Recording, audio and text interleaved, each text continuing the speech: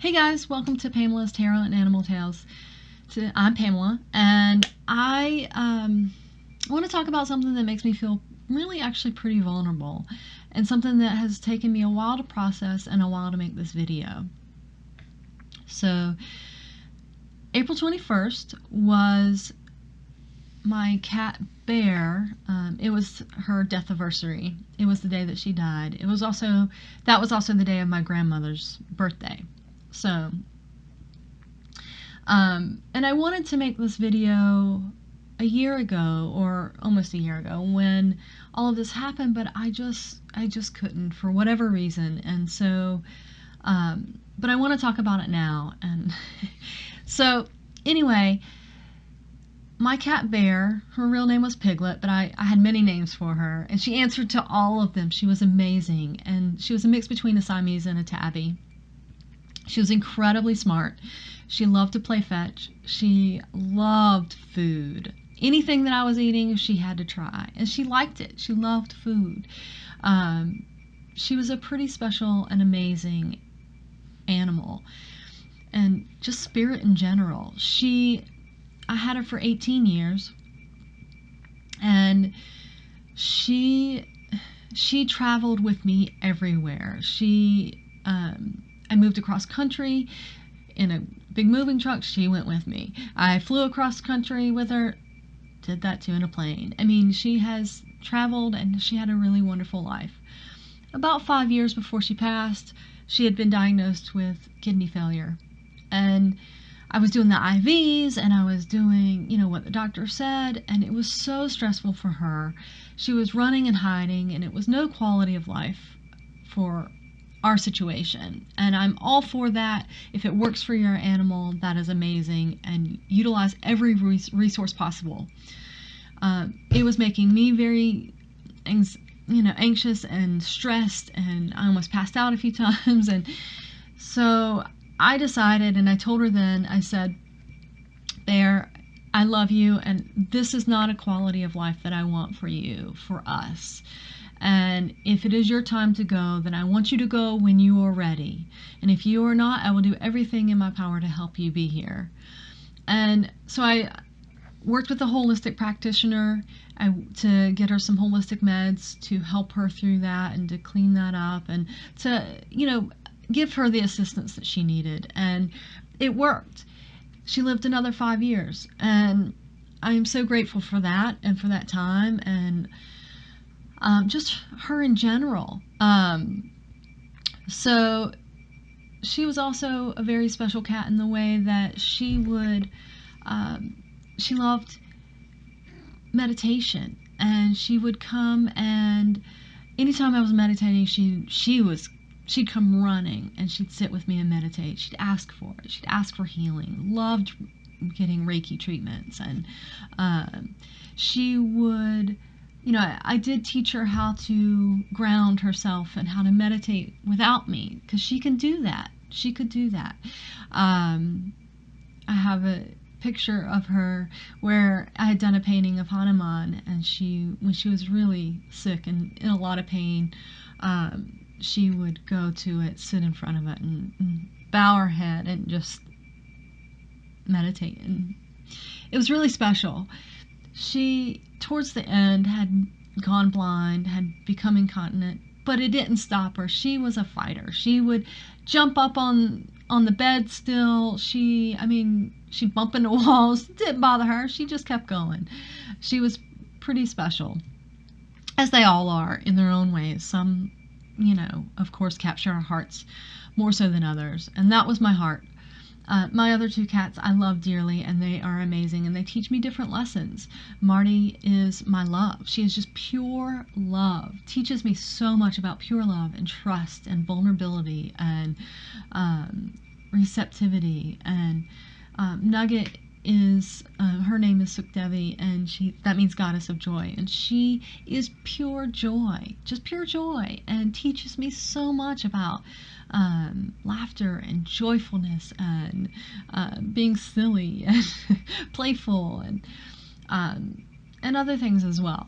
So anyway, what I wanted to talk about today is my experience through some times with after Bear's passing, what happened, what did that look like for her, what is my perception of it, what my experience with one of my other cats through that process. So when Bear died, I did bury her in the backyard. I learned some lessons, some valuable lessons about doing that.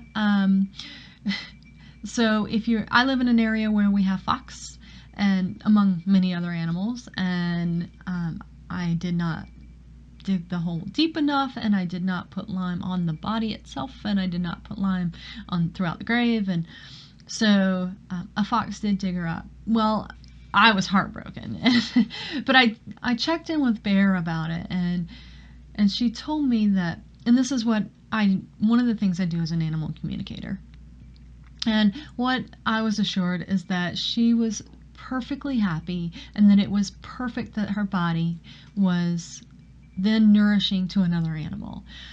She would have been fine with it being nourishing to the earth, but it seemed more fitting. For whatever reason, she was perfectly fine with it nourishing another animal. So that helped me a lot through that process. So with Bear, what I noticed is that because I had been prepared for her passing, I had been doing a lot of grieving and processing throughout the year, knowing that this time was coming. Fortunately for me, I had told her before she passed, that I wanted her to choose. I wanted it to be her choice. I didn't want to have to take and put her down. I wanted her to go naturally, and I wanted her to go when she was ready, and to let her know that I will be fine, and that we will be fine, and that I accept that, and I support her when she is ready to go, when she has fulfilled her being here, her purpose. And that's what she did. So, and she waited till I went to sleep so that I wouldn't have to be part of that, which saddens me a little bit, but I know it wasn't ill intentions. And so she passed peacefully in her sleep. And anyway, but what I had not done well enough is prepared my other cats. My one cat, Marty, she could care less. It's fine. You know, she gets more attention now, and she had plenty of attention before, but it's the dynamics have shifted, and that energy that Bear and her presence and her dominance in this space, because she was my first, she was the oldest, she ran the roost in a way. So that changed the dynamics, and it's still changing and playing out the dynamics of the other two cats. But Marty didn't seem to really affect. Nugget, it profoundly affected. Profoundly. And I had not prepared her. I had told her that Bear was sick, and that Bear was old, and that Bear would one day not be here. But I didn't talk to her enough about it. So it really threw her for a loop. And she didn't know how to respond to that. She was very concerned about me, stayed very close to me. She's always been very close to me. We've been working throughout these 4 years of with her becoming more independent, and thankfully she has. So, but with this happening with Bear, and the way that what happens after death, at least my experience of this, of what happened with Bear, is that there was like a 10-day period where Bear was still around, but in spirit, but I knew when she was here, I knew when she wasn't, but Nugget really knew, and it confused her, even though Bear was here to help her and to talk to her and to show her that she's okay. Nugget sees spirits. She's seen other spirits in the house. She is very, very sensitive to energies and spirits and people and other animals. She's really quite special in that way. And so with Bear, being around and, wanting to make sure that she was telling Nugget she's okay. And I think that part of that is because I feel like Bear is the one that brought Nugget into our lives. She's the one that said, brought her here. to make sure that she was with me and to teach me those lessons and to help the soul that needs help. And so there was like a 10-day, roughly about 10 days, about 2 weeks, 10 to 14 days. And one place in particular that Nugget saw Bear was in the ceiling fan, up above our bed, my bed in particular, and but also in the kitchen, because we spent a lot of time in the kitchen, and it freaked Nugget out so much. It was just, it traumatized her. It was very heart-wrenching, and to the point where she would look up, she would cower down, freak out, and then run and go hide. And she would not leave my bedroom for like 2 months. She would go out to the bathroom, to the litter box, which is just down the hall from, not very far from my bedroom, but it's down the hall, and she would run, get in the bathroom, and then run back in. And I would try everything to kind of coax her out. And what it came down to is that Nugget really had to work that out. I could talk to her, and I did, but I needed to support her through her processing, her grieving, because she grieved for Bear so much, and really got freaked out and traumatized, and it's been very challenging. So for a good solid 2 months, maybe 3, it was very difficult to get her to leave the bedroom. And I had to talk to Bear's spirit and say, Bear, you can do this a different way. And I talked to her on how to do that and why to do that, and how it's traumatizing Nugget, and how she can still let everyone know that she's okay and to watch out for her, but she has to zoom out. She can do it from afar. And that, of course, she's always welcome here. But and gradually Nugget would start to come out of the bedroom, and then she'd see the ceiling fan in the kitchen and freak out and run back in and hide. And so I made sure I brought food and water in to my bedroom for her to make sure that she was eating, make sure that I could give her as much as she possibly needed to heal, but also physically be okay. So it was very challenging, and for me, not knowing what to do, do I coax her out? Do I just let her grieve and support that, or both of those things? And it ended up being a combination of things, and a lot of talking to Nugget about how it's okay. And excuse me, hang on. So that was a really interesting experience, and very challenging and trying for me, as well as for my other cats, and especially for Nugget. 2 weeks, it was about 10 days after Bear died. Early in the morning, when you're asleep, but you're not really asleep, and you're kind of awake. Bear came to me, and she was very much would snuggle with me, and she came to me, but she was pure light. I mean, I could recognize her form, but then I could recognize her light form, which is just pure light, and it was very warm and very loving. And I was laying on my side, and she came under my arm and was laying right here, and just laid with me in the morning and snuggled, and just emanated this pure feeling of warmth and love and gratitude. It was just pure love, and it was so special to experience that, and to know that that was her saying goodbye. That was her letting me know that it's time for her to move on to the next thing, to the next stage. And that's different for every animal. I've done a lot of animals in spirit, and I've seen them at different stages, and I've seen them, in different bodies, and I've seen them, a lot of various ways. And I've also seen them in their pure light form.